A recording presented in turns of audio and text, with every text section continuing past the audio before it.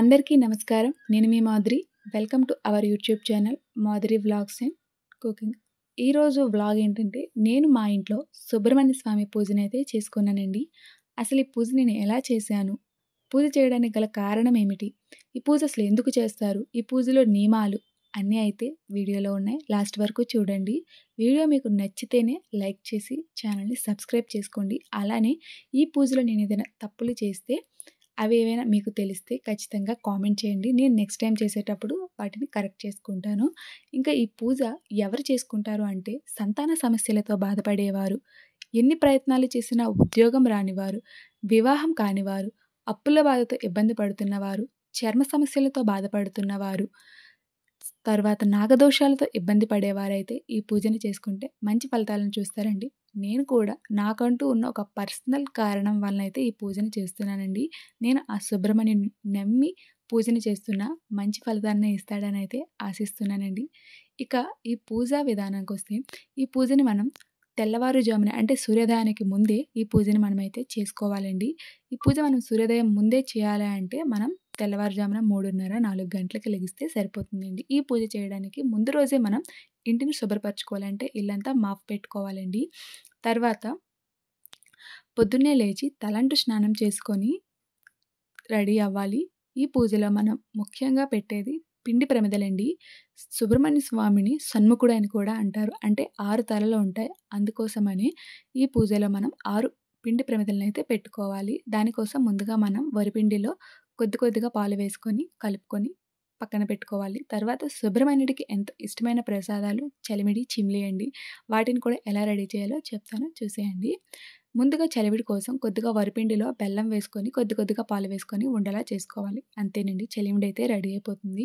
ఇక చిమ్లీ విషయానికొస్తే, చిమ్లీలో అంటే నువ్వులు తీసుకొని నువ్వుల్లో కూడా కొద్దిగా బెల్లం వేసుకొని గట్టిగా కలుపుకుంటే చిమ్లీ కూడా రెడీ అయిపోతుంది. మిక్సీ పట్టైనా చేసుకోవచ్చు. కానీ మనం పొద్దున్నే చేస్తాం కాబట్టి ఇంట్లో వాళ్ళకి ఎలాంటి ఇబ్బంది లేకుండా ఇలా అయితే సింపుల్‌గా చేసుకోవచ్చండి. ఇక మనకి ప్రసాదాలైతే రెడీ అయిపోయాయి. ఇంకా పూజనైతే స్టార్ట్ చేసేయొచ్చు. కానీ మనం ఏ పూజ చేసినా సరే ఇంట్లో ముందుగా నిత్య దీపారాధన అయితే చేసుకోవాలండి. అందుకే దేవుడి గదిలో ముందుగా దీపం పెట్టుకొని, దండం పెట్టుకొని పూజనైతే స్టార్ట్ చేయండి. మీరు దేవుడి గదిలో మీకు ప్లేస్ ఉంటే దేవుడి గదిలో ఈ పూజనైతే స్టార్ట్ చేయొచ్చు. లేదు మాకు దేవుడి గదిలో ప్లేస్ లేదు అని అనుకుంటే, ఈశాన్య మూల ఖాళీ ఉంటే ఈశాన్య మూలన చేసుకోవచ్చు. లేదా అక్కడ మీకు ఖాళీ లేదంటే మీ ఇంట్లో ఎక్కడ ఖాళీ ఉంటే అక్కడైతే పూజను చేసుకోవచ్చు. ముందుగా మీరు ఎక్కడైతే పూజ చేస్తారో అక్కడ కొద్దిగా వాటర్ చిలికి క్లీన్ చేసుకోవాలి. తర్వాత పసుపు, వాటర్ కలిపి రౌండ్‌గా అయితే అలుక్కోవాలండి. తర్వాత దాని మీద షట్కోణంలో ముగ్గునైతే పెట్టుకోవాలి. ఆల్రెడీ వీడియోలో చూపించాను కదా! సేమ్ అలానే షట్కోణంలో ముగ్గు పెట్టుకొని కొద్దిగా పసుపు, కుంకుమ వేసుకొనైతే పూజ చేసుకోవాలి.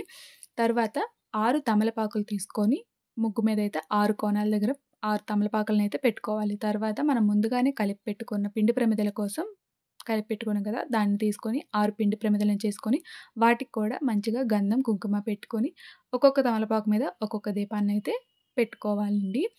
అలానే మధ్యలో ప్లేట్ ఉంటే అంటే రాగి ప్లేట్ కానీ, ఇత్తడి ప్లేట్ కానీ ఉంటే పెట్టుకోవచ్చు. లేదు వెండిదున్నా సరే పెట్టుకోవచ్చు. ప్లేట్ ఏమీ లేకపోయినా కింద ఒక తమలపాకు వేసుకొని అయినా సరే పెట్టుకోవచ్చు, పర్వాలేదు.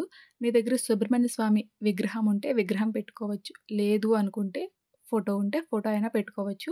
ఇక్కడ నాకొక డౌట్ ఉందండి. మీ ఎవరికైనా తెలిస్తే నాకు కామెంట్‌లో చెప్పండి. విగ్రహం బొటన వేలంతే ఉండాలి అన్నారు. కానీ నా దగ్గర అంత లేదు. పెద్దది పెట్టుకున్నా. పెద్దదైనా పర్వాలేదా? లేదా బొటన వేలంత విగ్రహమే ఉండాలా అంటే చెప్పండి. పెద్దది పెట్టుకోకూడదంటే నెక్స్ట్ టైం నేను ఫోటో అయినా పెట్టుకుంటాను. ఇంకా విగ్రహం కూడా కుంకుమ బొట్లు పెట్టుకొని పూజలో అయితే మధ్యలో అయితే పెట్టుకోండి. ప్రమిదలకి మధ్యలో అయితే పెట్టుకోండి. ఇంకా మీ దగ్గర ఉంటే నువ్వుల నూనె వేయండి. లేదు ఆవు నెయ్యి ఉంటే ఆవు నెయ్యి, కొబ్బరి నూనె ఉంటే కొబ్బరి నూనె వేయండి. లేదు మీరు డైలీ ఇంట్లో ఏ ఆయిల్‌తో అయితే దీపం పెడతారో ఆ ఆయిల్ అయినా వేసుకోండి, పర్వాలేదు. అన్నింటిలో కూడా ఆయిల్ వేసి ఒత్తులు పెట్టుకోండి. మీ దగ్గర ఉంటే ఎర్రటి రంగు అంటే కుంకుమ, నెయ్య కలిపితే ఎరుపు రంగు వస్తుంది కదా! ఆ ఎరుపు రంగుతో చేసిన ఒత్తులనైనా మీరు పెట్టుకోవచ్చు. లేదు అంటే నార్మల్ ఒత్తులైనా వేసుకోండి. 6 ప్రమిదలు పెట్టిన తర్వాత కూడా మనం ఎక్స్‌ట్రాగా ఇంకో దీపాన్నయితే పెట్టుకోవాలండి. అక్కడ కూడా తమలపాకు వేసుకొని దీపాన్ని పెట్టుకోండి. అలానే ప్రతి దీపం దగ్గర కూడా ఒక్కొక్క పువ్వును పెట్టుకోండి. సుబ్రహ్మణ్యుడికి కూడా అలంకరించండి. దగ్గర దొరికితే ఎర్రని పువ్వులతో పూజిస్తే ఇంకా మంచిదండి. లేదు అంటే ఏ రంగు పువ్వులుంటే ఆ రంగు పువ్వులతో పూజించండి.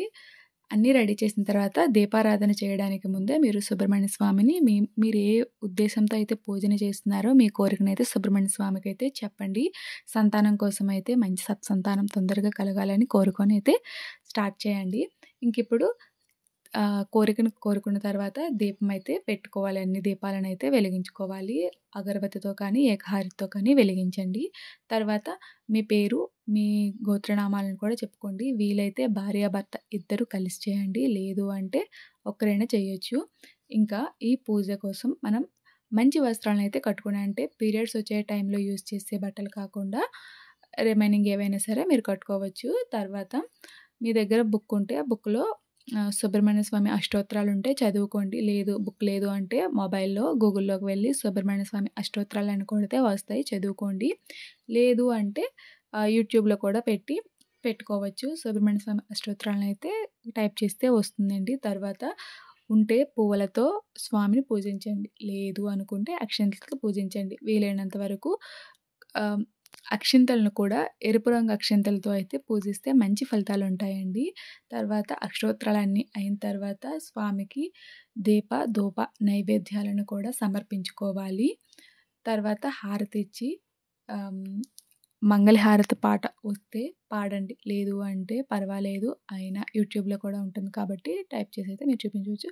హారతి అన్నీ ఇచ్చిన తర్వాత స్వామివారికి మనం తాంబూలం కూడా ఇవ్వాలండి. తాంబూలానికి ఆకు, చెక్క, అరటిపళ్ళు ఉంటే ఇవ్వచ్చు. లేదు అంటే తమలపాకులో కొద్దిగా అక్షింతలు వేసైనా సరే స్వామికి తాంబూలం ఇవ్వచ్చండి. తాంబూలం కూడా ఇచ్చిన తర్వాత ఇంక మీరు మీ మనసులో ఉన్న కోరికని కూడా ఇంకొకసారి చెప్పుకొని స్వామి దగ్గరైతే విన్నపించుకోండి. అలానే పూజ చేసిన తర్వాత 108 సార్లు ఓం శ్రీ వల్లీ దేవసేన సమేత శ్రీ సుబ్రహ్మణ్య స్వామియే నమః అనే మంత్రాన్నైతే చెప్పుకోండి. చాలా మంచి ఫలితాలుంటాయి. ఇంకా పూజ అంతా అయిపోయిన తర్వాత స్వామికి అక్షింతలు వేసి ఆశీర్వాదం అయితే తీసుకోండి స్వామి దగ్గర. తర్వాత ఇక్కడ పెట్టిన ప్రసాదాలున్నాయి కదా! వీటిని భార్యాభర్త మాత్రమే తీసుకోండి. బయట వారెవ్వరికీ ఇవ్వద్దు. భార్యాభర్త మాత్రమే స్వీకరించండి.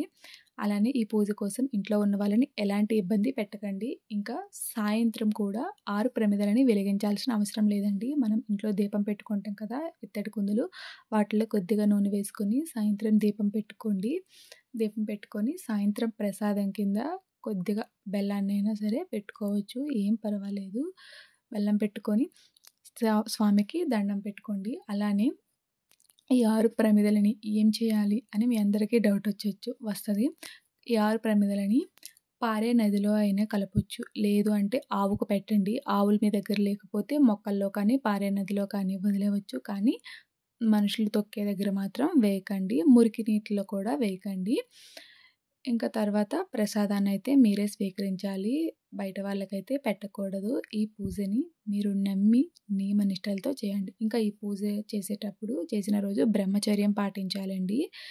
తర్వాత ఈ పూజ రోజు ఒంటిపూట కూడా ఉండాలి. తర్వాత ఉల్లి, వెల్లుల్లి కూడా తీసుకోకూడదు. ఇవేనండి ఈ పూజలో ఉన్న నియమాలు.